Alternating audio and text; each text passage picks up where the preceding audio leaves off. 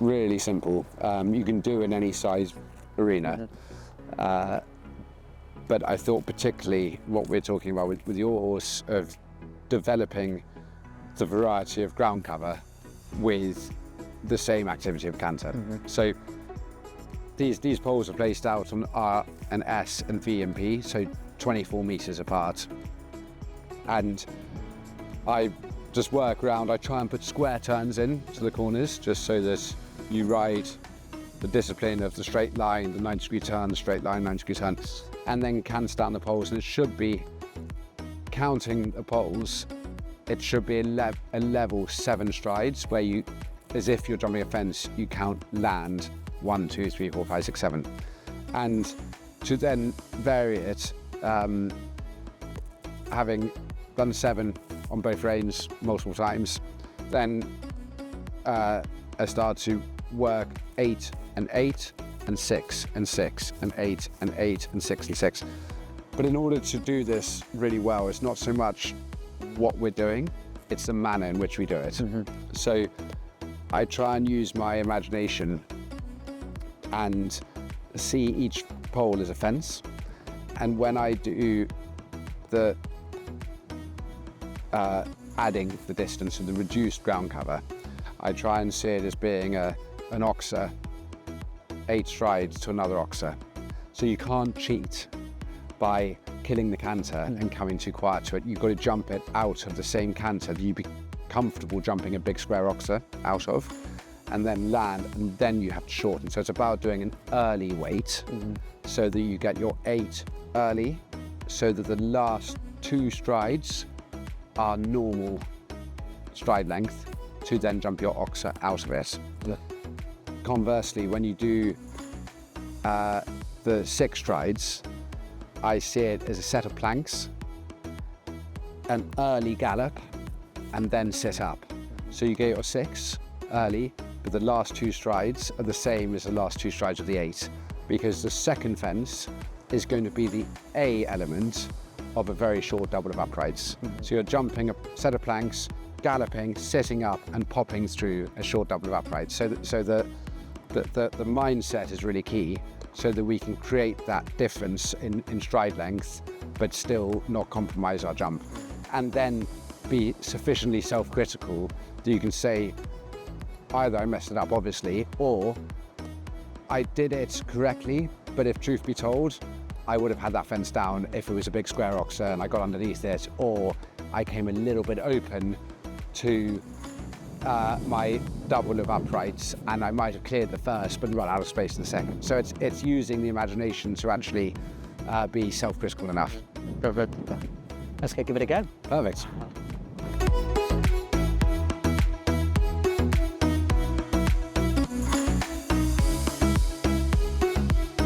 Okay, so if I now start doing the 8 and then the 6.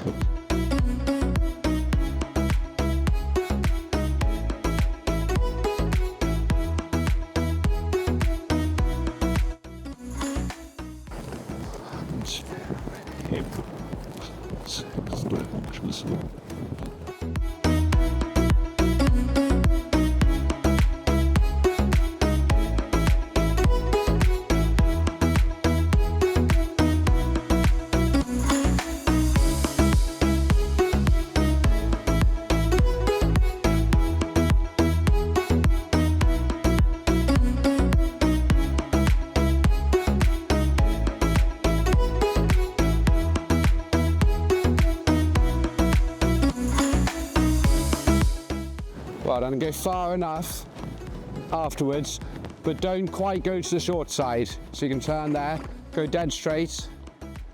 Good. And then halfway down here, go into canter. So to start with, we're just going to do 7 strides. Yeah. Good. And it's hard to do that, to get a good strike off on the straight line.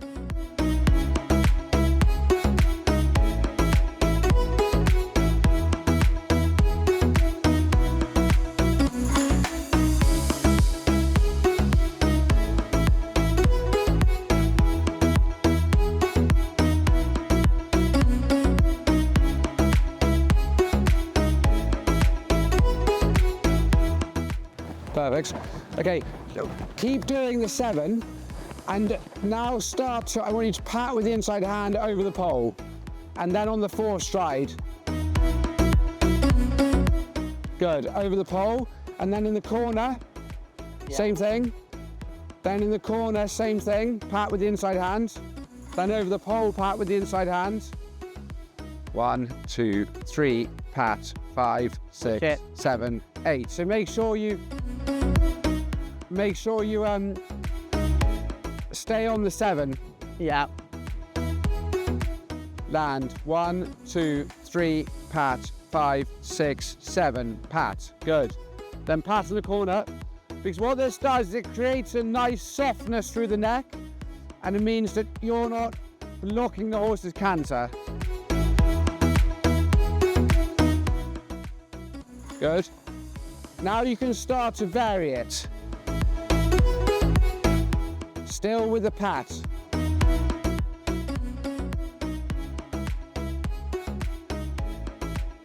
Okay, so this time you start to do 8 strides, and think of halting softly after the first pole. Land. 1, 2, 3, pat, 5, 6, 7, 8. Good. Same again. Pat in the corner, pat in the next corner, pat over the pole, pat on the 4th stride. Land. 1, 2, 3, pat, 5, 6, 7, 8. Good. So what's lovely there is the last stride is sufficiently open that if you're jumping an oxer, you'd be fine.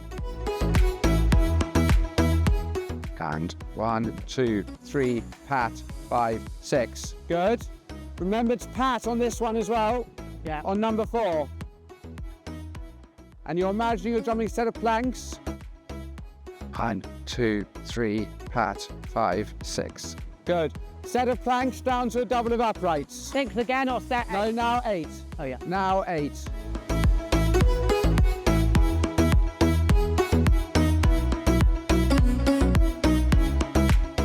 So obviously after you've done the 8, so after you've done the 6, the 8 feels hard. Yeah. 3, pat, 5, 6, 7, 8. Good. Now the 6 again. You're jumping a set of planks, early gallop, then sit up to your double of uprights. Land. 1, 2, 3, 4, 5, 6. Good. Make sure your line after the pole doesn't become a quadrant. The trot on the perfect. Yeah, it is. It is. And then this is what I sort of feel is the. It's so lovely in the rain now for all of that. The self-discipline and self-criticism. Yeah. And having something specific to work towards. Yeah. But that exercise has made him so much nicer down my hand. Yeah. Because he feels better in the body. And you get the straightness, you get the turn. Yeah. You get the idea they don't just, particularly if they're a bit keen and fresh, they don't lengthen on and then jump the fence onto a half circle. They just stay dead straight, then a turn. Yeah. But it's also really good if you've got a, you know, if it's December or January and blowing a gale and you've got a skittish horse that's just come back into work. Yeah. Actually opening them up into the length and stride and then setting them up and then opening them up and then setting them up. But the key thing, and the reason why I've added in the patting, is so that it's not done in that dictatorial way of saying, come back. It's actually just softly working them up together with the hind leg, but where they're traveling into freedom. And so the inside hand, you know, the classical thing of inside leg into outside leg and hand, the inside hand is not mentioned in that. And it's because the inside hand should be largely not part of it. Yeah. It's very difficult to say to someone, don't use the inside hand. The easier thing to say is do pat, because when you do pat, you've disabled the inside hand momentarily. And we should be able to do that not just when we're going forwards, but when we're coming back as well. So you can, for example, jump a big fence, land and sit up and shorten, but in that way that the inside hand is still there. And then it's giving the reward for the horse for coming back. Yeah. But the key thing is that the inside hand actually didn't play any part in the horse coming back. Very good. I was quite impressed with how he did that. That's great. Really good. Very good. Fab. Perfect. That was really useful. And actually, just simply playing with those gears, he felt so much nicer in my connection coming back to the trot. Yeah. I do a lot of this kind of stuff of where this isn't anything new, but what I probably do is then start adding in other things like, so the whole thing of varying your strides between a pole isn't there's plenty of people who've done that, but it is using your imagination so that the style in which you do it is that you come around, and regardless of whether you can do 8 or 6, you come around in the 7 canter, and then you vary in the poles. You don't cheat by winging around the short side, and then your 6 is really easy because you're already in a 6 stride out there, or crawling around the short side, and then the 8 is really easy because you've arrived going like a snail. But it's the manner in which you do it, and then obviously adding in the square turns, the pats, and the pat is basically to create that independence of carriage for the horse, but it also programs the rider of how we use our aids correctly. And I felt doing that, it actually was training my eye to pick up distances a little earlier as well, because I was able to see, oh yeah, it's going to be 6, 7 or 8. Yeah, and a horse that is adept at doing this tends never to run at their fences because they're used to jumping a pole on the ground in that nice soft way that you can move up to it, you can come quiet to it. And the horses that 3 strides out tend to slightly lock their jaw and run at a fence. This is quite a nice way of negating that. Instead of having to be strong and say don't do that, actually you do it at exercise like this, and they do it through softness. And would you ever extend this exercise to put the double of planks in all the square rocks, or are we always imagining it? No, I think then what we do is, with our jumping, I wouldn't necessarily do it as simply as this, because you'd have to have a very fast team of fence builders to change it from one fence to another every circle of the school. But obviously, as soon as you're jumping around courses, I think one revelation in a way when you're walking courses is not just to identify is a related distance long or short, but should it be an early weight or a late weight, or an early move or a late move. So for example, the scenarios we've just put out, and your classic example when you watch the Grand Prix classes jumping, they gallop down to a great big wide Liverpool, and then they land, and you've got 5 strides to a very short double of uprights, and it's that kind of, the really good riders can make that an early weight, or there are times when you deliberately make it a late weight, and there are times cross country as well where I remember Deo de Grazia, who's a course designer of Kentucky and Burley. He went through a phase where he had quite a few questions on his cross country courses where you would have A to B on quite an open distance, and then quite a tight turn to C. And actually, when you really analyse it, it's quite a straightforward way of riding that, is to basically gallop at the first and really jump into the A element and get a nice open shot to it, jump in with too much distance, that then you land and you go whoa, whoa, whoa, whoa, whoa, to shorten, to pop B, and then the C comes up really well.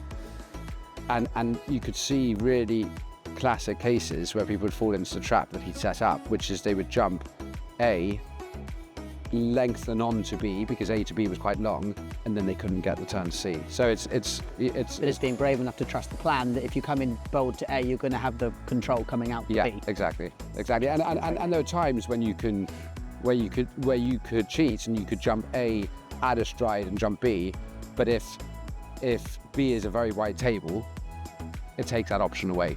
So you're saying everybody watching this exercise at home, if we can nail this, we'll be able to jump around any Derek course? Yeah, of course, yeah. Of course. Very good. Yeah, that was really good. Yeah. It was really simple, but I thought and the difference there, often whenever you do that exercise, you come in, if you know you're going to boot 6, you come in big. Do you know what I mean? Rather than coming in level, then and then coming back. Most people teach it by if you want to, you know, come in really brave, you want to Yeah. come in short, come in really short. Yeah, Whereas yeah. it was that feeling of coming in level and then making an adjustment and then being level out again. Yeah, and what I often do is I built this school deliberately this size so, Yeah. so we can get a dressage arena in here and get round the outside of it. And so it means you've got a reasonably small channel to travel around the outside. So it's very difficult to cheat by coming winging because you're actually travelling around quite a narrow corridor with a 90-degree turn. Yeah. And yeah, it almost makes it harder because it makes you have to hold that shape. And where your horse was then putting in the little change to the right, Yeah. is that just a lack of suppleness, or is No, that it was a little bit as well. Looking the camera? Yeah, Yeah. yeah. But you just then kept the canter through, then put the trot, then rather trot, than yeah. And if they so I tend to train it that they land and trot and canter before the turn. Yeah. Because again, the same thing with the. I don't do that many flying changes around training courses because I want them to land, stay straight, trot, canter, then turn, and to get all of that complete by the turn. Yeah. Then when you want to put in the change, you go to ride them together and they expect to engage to come back to trot and stay straight, and then you put in the change. Yeah. So it's never a surge change. Yeah, and even worse, the sort of falling in. So jumping to the new inside. Yeah. Yeah. Yeah, Yeah. yeah, Very good. yeah.